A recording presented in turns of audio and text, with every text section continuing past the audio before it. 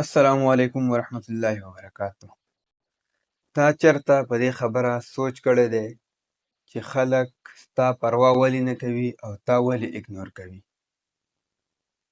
د هغې درې وجوهات دي.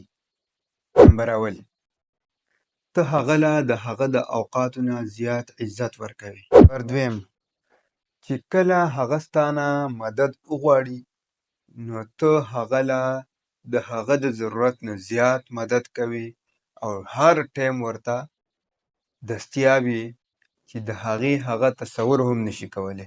نمبر دریم، ته د زړه نه پاک یې او د زړه د اخلاصه هغه ته خپل ټول رازونه وایي چې په زړه دې څه هغه ورته ټول بیانوي په دې سوچ چې دا زما یو ډېر ښه مخلصه دوست دی. نو هغه ستا مذاق وړاوهي او ستا ډاډو پروا کوي نه او دا هیڅ شی هم نه دی. نو باید د دې کارونو نه ځان وساتئ نو ستاسو عزت نفس به محفوظ وي.